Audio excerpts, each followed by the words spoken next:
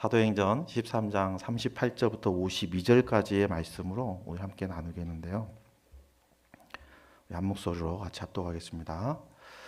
그러므로 동포 여러분, 바로 이 예수로 말미암아 여러분에게 제 용서가 선포된다는 것을 알아야 합니다. 여러분이 모세의 율법으로는 의롭게 될 수 없던 그 모든 일에서 풀려납니다.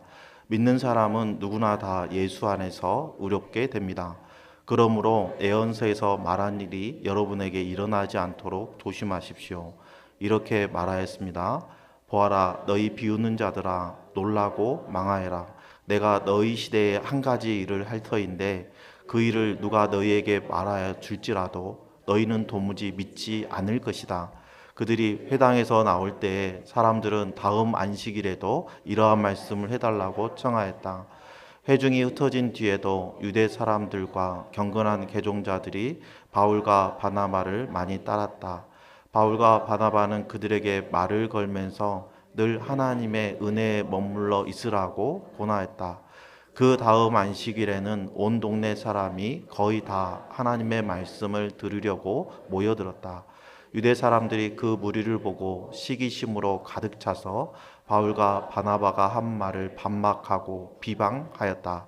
그러나 바울과 바나바는 담대하게 말하였다. 우리는 하나님의 말씀을 당신들에게 먼저 전해야 하였습니다. 그러나 지금 당신들이 그것을 배척하고 영원한 생명을 얻기에 합당하지 못한 사람으로 스스로 판정하므로 우리는 이제 이방 사람들에게로 갑니다. 주님께서 우리에게 명하시기를 내가 너를 민족의 빛으로 삼았나니 그것은 내가 땅끝까지 구원을 이루게 하려는 것이다 하셨습니다. 이방 사람들은 이 말을 듣고 기뻐하며 주님의 말씀을 찬양하였고 영원한 생명을 얻도록 정하신 사람은 모두 믿게 되었다. 이렇게 해서 주님의 말씀이 그 온 지방에 퍼져 나갔다. 그러나 유대 사람들은 경건한 기부인들과 그 성의 지도 인사들을 선동해서 바울과 바나바를 박해하게 하였고 그들을 그 지방에서 내쫓았다. 그래서 바울과 바나바는 그들에게 발의 먼지를 떨어버리고 이고니온으로 갔다. 제자들은 기쁨과 성령으로 가득 차 있었다. 아멘. 우리가 같은 자리에서 예배를 드려도요, 어떤 사람마다 그 예배를 드리는 자세가 좀 다른 것 같아요. 어떤 사람은 공연을 관람하거나 아니면 체험학습하는 것처럼 구경하는 분이 있고요. 어떤 분들은 내가 예배자가 되어서 하나님께 예배를 드리시는 분이 있어요. 같은 설교의 말씀을 듣지만 어떤 사람은 은혜 받고 변화되지만 어떤 사람은 그냥 문지방만 밟고 왔다가 가죠. 그런 분을 보면 저는 참 안타까워요. 왜 예배자가 되지 못하고 구경꾼이 되는 걸까요? 저는 그렇게 생각해요. 하나님의 말씀에 하나님을 향한 마음이 열려 있지 않기 때문이다. 마음이 열려 있지 않기 때문에 헌신의 결단도 어렵겠죠. 복음을 전할 때도 마찬가지인 것 같아요. 마음이 열린 사람은 복음을 받고 회개하고 구원에 이르게 되지만 마음이 열려 있지 않은 사람들은 복음을 거부함으로 인해서 심판에 이르게 되죠. 똑같은 복음을 듣지만 어떤 사람은 복음을 받아들이고 어떤 사람은 복음을 대적합니다. 복음을 받아들이지 않는 사람들이 참 안타까워요. 그래서 저는 이런 생각을 해본 적이 있어요. 만약에 하나님께서 내게 능력을 주셔가지고 내가 손을 탁 얹으면 베드로처럼 병든 사람이 확 낫고 앉았던 사람들이 벌떡 일어나고 예수님처럼 나사로야 나오너라 하면 그냥 죽은 사람도 확 일어나가지고 나오고 어떤 사람 딱 보면은 너는 내일 집에서 나오면 안 돼. 딱 교회로 와가지고 기도해. 그렇지 않으면 너 죽을 수 있어. 뭐 이렇게 예언도 하고 그러면 사람들이 그 기적으로 인해서 막 마음에 감동이 돼가지고 복음을 잘 받아들이고 그거 잘 믿을 것 같은 거예요. 그런데 기적이 복음을 전하는 건 아니죠. 좋은 촉매자가 되는 건 맞지만 기적이 구원을 이루게 하는 건 아닙니다. 여러분, 예수님을 십자가에 못 박은 사람들이 예수님이 행하신 기적과 표적을 못 보았을까요? 다 봤습니다. 수많은 기적을 보고 들었지만 그들은 예수님을 믿지 않았어요. 여러분, 항생제를 장기적으로 복용하게 되면 내성이 생기잖아요. 몸에 항생제 내성이 생기면 사람들은 어떻게 하죠? 어떤 요구를 하죠? 더 센 걸로 주세요 그러잖아요. 그렇죠? 기적도 마찬가지예요. 사실 우리가 하루하루 살아가는 게 기적이거든요. 아침에 해가 뜨는 것도 기적이고, 내가 아침에 일어나는 것도 기적이고, 내가 내 손으로 밥을 먹는 것도 기적이고, 내 손으로 할 수 있는 모든 것들이 다 기적인 거예요. 여러분, 우리나라 4사람 중에 1명은 후천적 장애를 입습니다. 25%의 확률이에요. 그 확률에서 나는 안전하게 지켜주고 있다는 것 자체도 기적 아닙니까? 그런데 이 기적들이요, 하찮게 보이는 거예요. 기적이 일상이 돼가면 더 이상 기적이 되지 않아요. 그래서 어떤 걸 원해요? 더 센 기적을 원해요. 더 강력한 기적을 원해요. 기적에 대한 내성이 생겨서 어떤 기적이 있어도 감동이 없어요. 예수님이 복음을 전하실 때도, 기적을 행하실 때도 마찬가지였어요. 예수님이 그리스도이시라는 것을 명확하게 보여주셨음에도 불구하고 그들은 예수님을 인정하지 않고 더 큰 표적을 구했었죠. 오늘 본문에서도 비슷한 모습을 볼 수 있어요. 사도 바울이 복음을 전할 때 복음을 듣고 회개하는 사람도 있었죠? 많이 있었습니다. 하지만 사도 바울이 전하면서 보여준 기적과 표적을 통해서 예수님이 그리스도이심을 믿지 않는 사람이 있었다는 거예요. 그 기적을 보면서도 예수님이 그리스도라는 것을 인정하지 않는 사람이 있었어요. 심지어는 복음을 대적하는 사람도 있었고요. 믿는 사람이 많아질수록 대적하는 사람도 많아졌어요. 그리고 그들은 예수님을 믿는 사람들, 바울과 바나바를 박해했죠. 기적이 복음을 수용하는 결정적인 요인이 아니라는 것을 이러한 모습을 보면서 우리는 알 수 있죠. 성도들의 믿음을 확고하게 하는 것은 기적이 아니에요. 성도들의 믿음을 성장시키고 확고하게 하는 것은 여러분 고난이랍니다. 고난이 우리의 믿음을 성장하게 만들어요. 이거에 대해서 궁금하신 분은 수요 예배에 나오시면 됩니다. 수요 예배 때 살펴보도록 하겠습니다. 그렇다면 어떻게 해야 복음을 잘 전할 수 있을까요?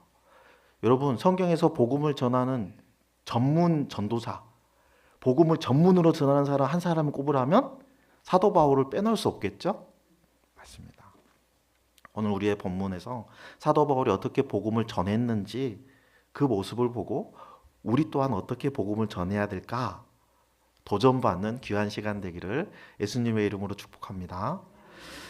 1차 전도 여행을 떠난 바울과 바나바는요, 그레데 섬을 떠나서 버가를 출발해서 타우루스 산맥을 넘어가지고 무려 160km나 떨어져 있는 비시디아 안디옥에 도착했어요. 유대 역사가 요세푸스는요, 이곳에는 유대인들이 한 2,000명 정도 살고 있었다고 그래요. 여러분, 유대인들은요 10명이 모이면 회당을 구축합니다.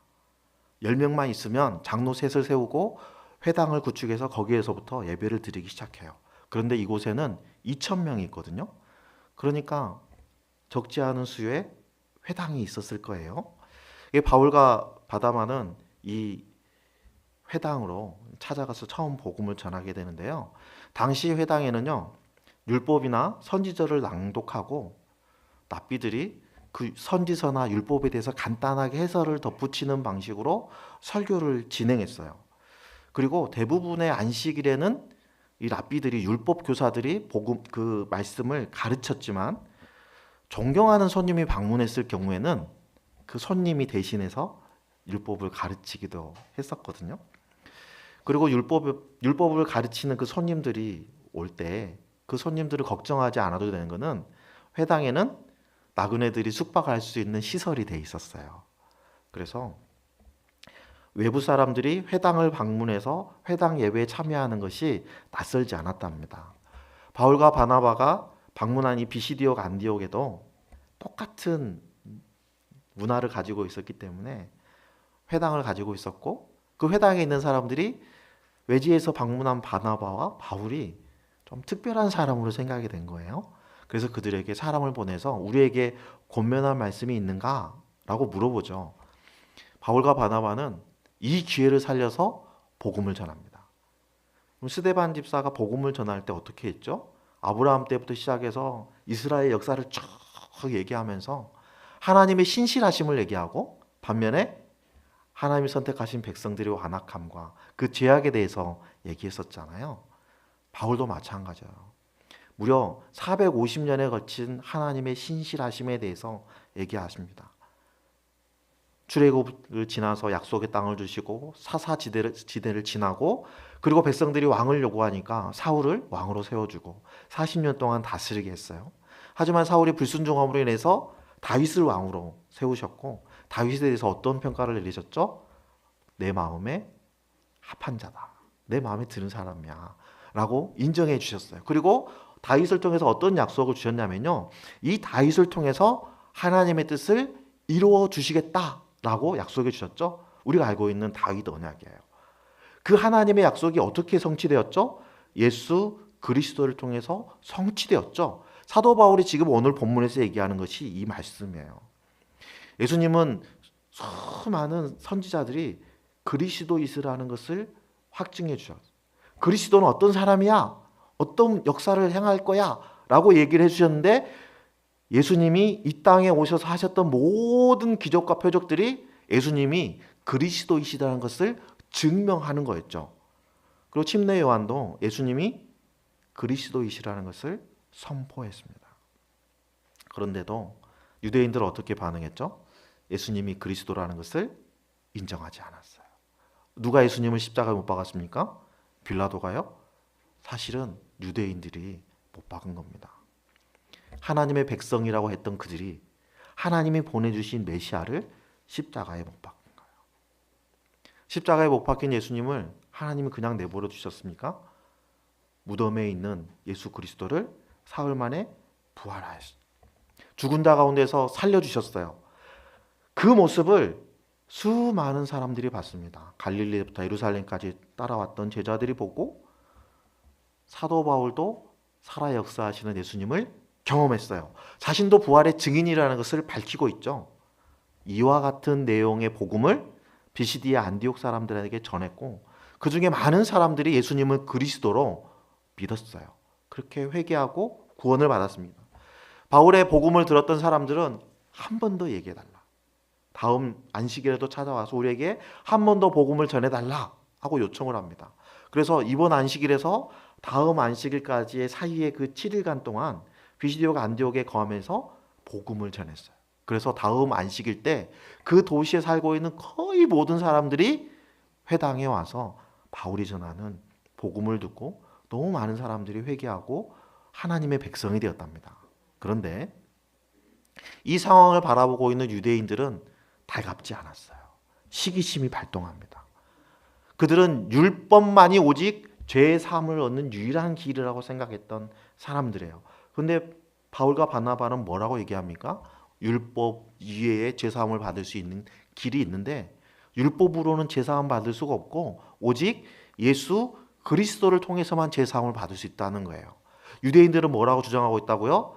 율법을 통해서 구원받는다고 얘기하는데, 바울과 바나바는 무엇을 통해서요? 율법이 아니라 예수 그리스도의 보혈의 피를 의지함으로 말미암아, 예수님이 그리스도라는 것을 믿음으로 말미암아 구원을 받는다고 생각하는 거예요.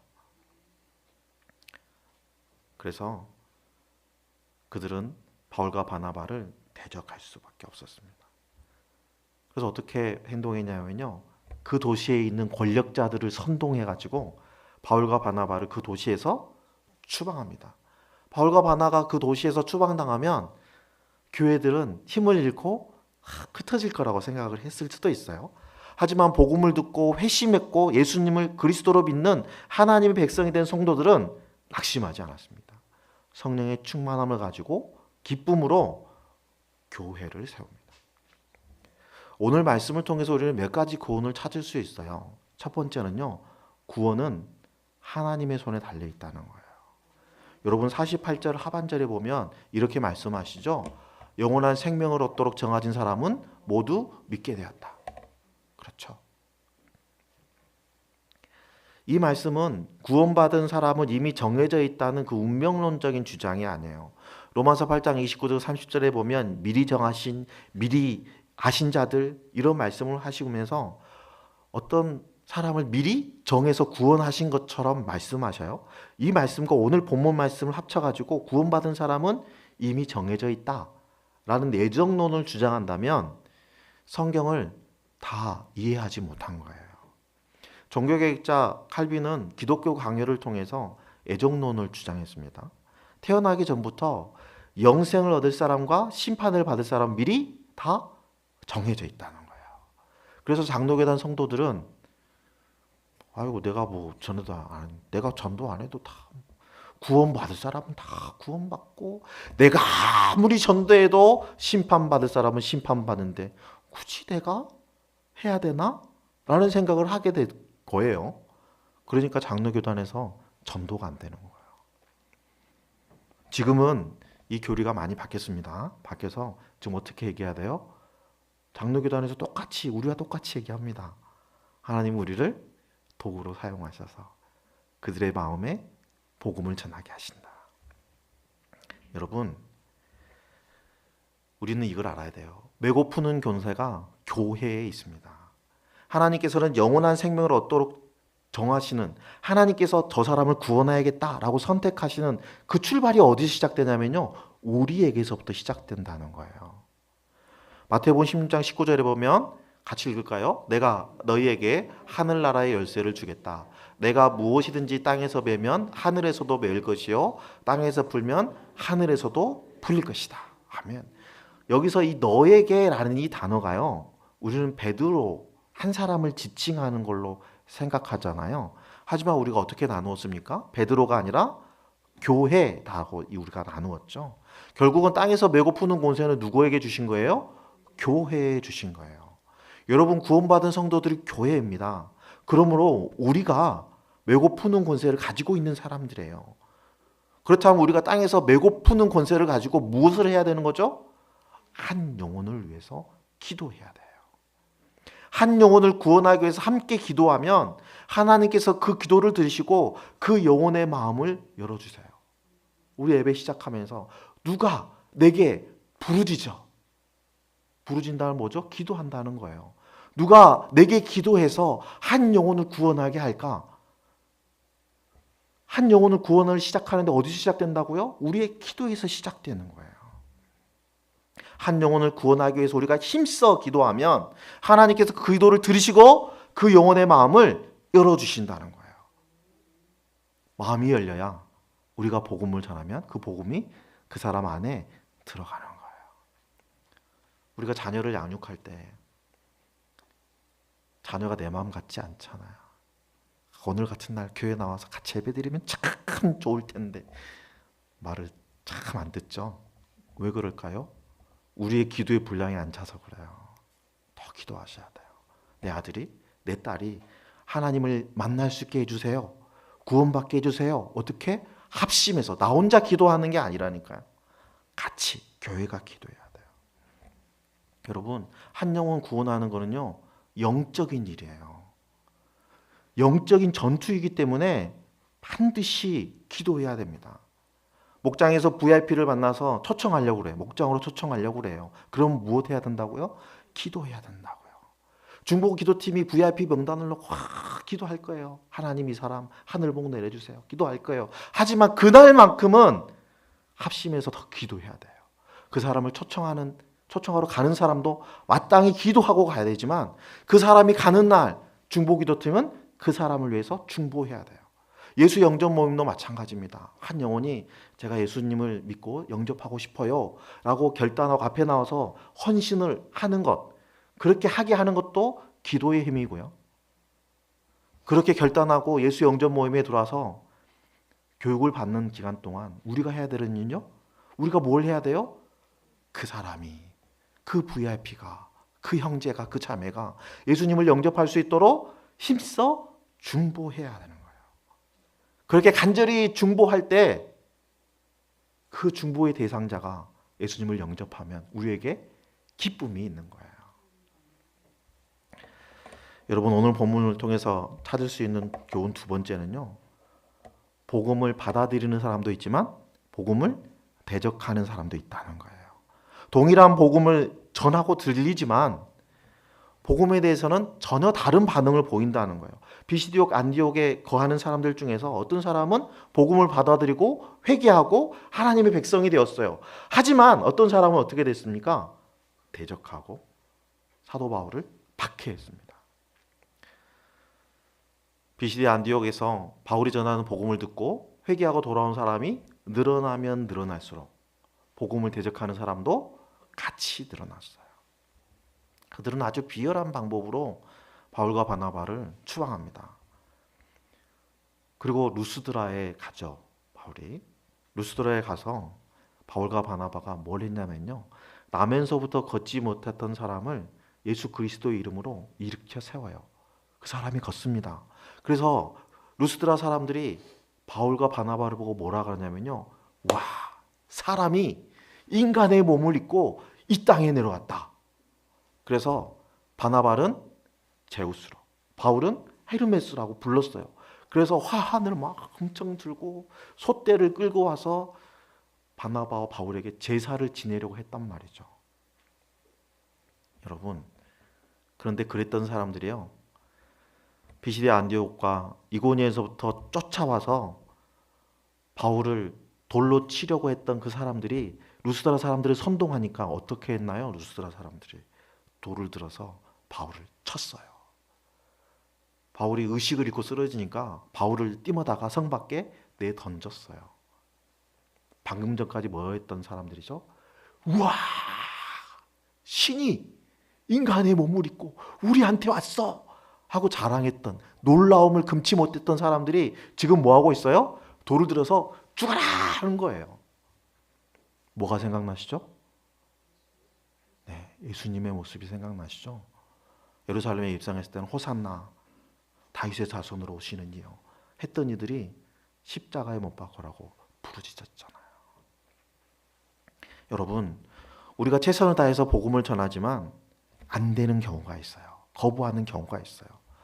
우리가 복음을 전할 때 복음의 열매를 맺는 사람이 있고, 우리가 베푼 친령과 사랑과 그 섬김을 배반하고 우리를 대적하는 사람도 분명히 있어요. 예수님은 이러한 상황에 우리 보고 낙심하지 말라고 네 가지 밭에 대한 비유를 들어서 말씀해 주셨죠. 돌짝밭 같은 사람, 길가와 같은 사람, 가시떨기 같은 사람이 있어. 하지만 실망하지 마, 낙심하지 마, 좋은 밭과 같은 사람도 있어 라고 말씀하시는 거예요. 이 비유를 단순하게 확률로 보면 복음을 받아들일 수 있는 사람은 몇 퍼센트라는 거죠? 4분의 1, 25%밖에 안 된다는 거예요.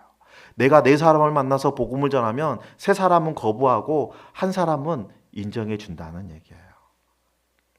참 아이러니한 거는요, 바울이 전하는 그 복음을 받아들이는 사람은 하나님의 백성인 유대인들이 아니었어요. 누구였어요? 이방인들이었다는 거예요. 바울과 바나바가 전한 복음을 거부하고 대적했던 사람들이 유대인이었다는 겁니다. 그들이 하나님이 택하신 백성이라는 선민이라는 사상을 가지고 있었지만 정작 하나님이 보내신 메시아는 대적했다는 거예요. 이들이 복음을 거부했던 것은 바울이 다른 복음을 전했거나 그들에게 나중에 복음을 전해서 미처 복음을 듣지 못해서 그랬던 게 아니에요. 바울과 바나바는 가는 곳마다 회당에 들려서 유대인에게 먼저 복음을 전했습니다. 그러나 그들은 바울이 전한 복음을 거부했어요. 그렇기 때문에 복음이 자연스럽게 이방인들을 향하게 됐던 거예요. 이방인들 입장에서는 어떻습니까? 나는 자격 없는 사람인데 하나님의 은혜를 입었잖아요. 그러니까 어떻게 반응해요? 기뻐할 수밖에 없는 거예요. 기쁨으로 하나님을 찬양하고 하나님께 영광 돌리는 모습이 이방인들이 지금 보여주는 모습인데, 사실은 누가 보여줄 모습이에요? 하나님 택하셨던 백성들이 보여줄 모습이었다는 거예요. 바울과 바나바는 자기 동족에게 그렇게 박해를 받으면서도 복음을 전하는 것을 포기하지 않았습니다. 멈추지 않았어요. 바울이 전한 복음을 받아들여서 생명의 열매를 사람도 있었지만 복음을 거부해서 악의 열매를 맺는 사람도 있었어요. 여러분, 그렇다면 유대인과 이방인 중에서 하나님이 기뻐하시는 사람은 누구일까요? 예수님께서는 열매를 보고 나무를 안다고 하시잖아요. 기쁨과 성령의 열매를 맺는 이방인과 시기심에 사로잡혀서 불법의 열매를 맺고 있는 유대인들 중에 누가 좋은 나무입니까? 여러분들 다 좋은 나무가 되기를 소망합니다. 비시대 안디옥에 수망당한 바울과 바나바는 발에 티끌을 떨어버리고 이고니온으로 향하죠. 바울과 바나바가 티끌을 떨어버리는 행동은 예수님께서 제자들에게 명령하신 거예요. 마태복음 10장 14절 15절에 보면 이렇게 말씀하세요. 누구든지 너희를 영접하지 않거나 너희의 말을 듣지 않거든 그 집이나 그 고을을 떠날 때 너희 발에 묻은 먼지를 떨어버려라. 내가 진정으로 너희에게 말한다. 심판 날에는 소돔과 고모라 땅이 그 거울보다 견디기 쉬울 것이다. 바울과 바나바가 복음을 대적하는 이들을 향해서 발에 먼지를 떨어버리는 행동을 보여줌으로써 그들이 임박한 심판을 피할 수 없고 그 심판을 받는 원인이 책임이 그들에게 있다는 것을 명확히 얘기하는 거예요. 문제는 그들이 복음을 거부하면서도 그것이 죄라는 것을 모르는 데 있다는 거예요. 그들이 복음을 대적하는 이유는요, 하나님이 그들 안에 없기 때문입니다. 로마서 1장 28절에 뭐라고 하십니까? 사람들이 하나님을 인정하기 싫어하므로 하나님께서 사람들을 타락한 마음자리에 내버려 두셔서 해서는 안 된 일을 하도록 놓아주셨습니다. 죄인들이 해서는 안 된 일을 행하도록 그냥 그대로 놔두신다는 거예요. 1장 32절에는 또 이렇게 얘기해요. 그들은 이와 같은 일을 행하는 자들은 죽어 마땅하다는 하나님의 공정한 법도를 알면서도 자기들만 이런 일을 하는 것이 아니라 이런 일을 저지르는 사람을 두둔하기까지 합니다.